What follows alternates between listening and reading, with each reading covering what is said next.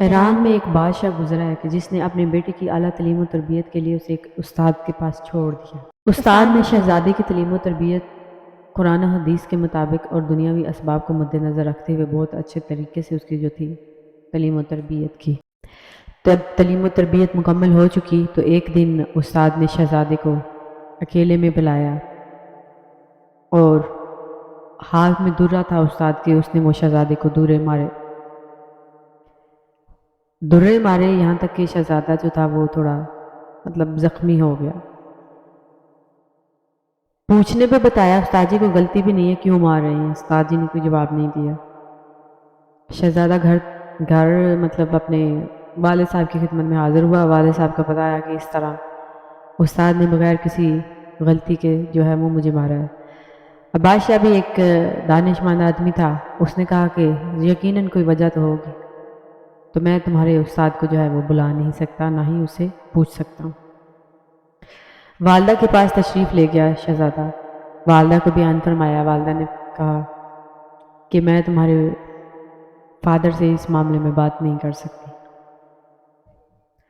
شہزادہ چپ ہو گیا۔ اب وقت گزرتا گیا، 22 سال اس بات کو گزر گئے۔ بادشاہ جو تھا وہ وفات پا گیا اور جو شہزادہ تھا وہ بادشاہ کے عہدے پہ بیٹھ گیا۔ جس دن ہی جو شہزادہ تھا وہ بادشاہ بنا، اس نے سب سے پہلے جو تھا اپنے استاد کو بلا بھیجا۔ استاد جو کہ 22 سال کے بعد ایک ضعیف العمر شخص میں تبدیل ہو چکا تھا، بال سفید، داڑھی سفید، آنکھوں کی بھویں سفید۔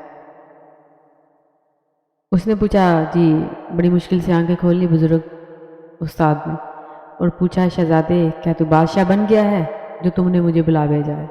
شہزادے نے کہا، جی ہاں استاد جی، جب میں شہزادہ تھا تو میں با اختیار نہیں تھا کہ میں آپ کو بلوا بھیجتا اور آپ سے پوچھتا کہ آپ نے مجھے درے کیوں مارے تھے۔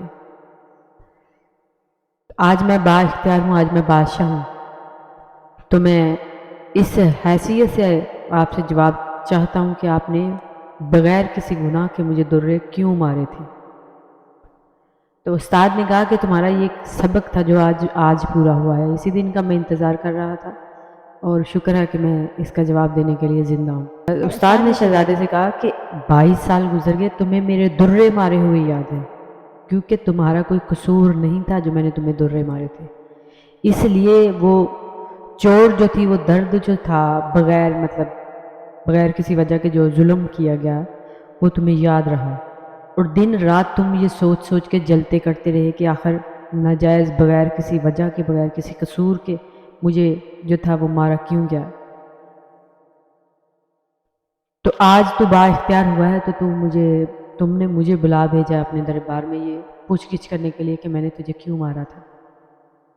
تو تمہارا سبق یہ تھا کہ یاد رکھنا، جب کسی کو ناجائز مارا جائے، کسی پر ناجائز ظلم ستم کیا جائے، کسی غریب پر، کسی مفلس پر، کسی لاچار پر جو آگے آپ سے جو ہے وہ جواب نہ دے سکے یا وہ با اختیار نہ ہو، وہ آپ سے بدلہ نہ لے سکے، تو جو غریب ہیں وہ قیامت والے دن روز قیامت، روز محشر میں وہ با اختیار ہوں گے۔ خدا کے سامنے جو ان پر ظلم کرے گا اس کو بلایا جائے گا، بالکل آج جیسے تم نے مجھے بلایا ہے، اور وہ جواب دہ ہوں گے، کیونکہ وہ با اختیار ہوں گے نا، وہ اللہ کے سامنے با اختیار ہوں گے۔ تو یہ میری بات یاد رکھنا، کسی پر ناجائز ظلم و ستم کرنے سے پہلے 1000 دفعہ سوچ لینا کہ روز قیامت وہ بھی با اختیار ہوں گے اور تمہیں بھی بلایا جائے گا اور تم سے پوچھا جائے گا کہ تم نے ناجائز کسی پر ظلم کیوں کیا تھا۔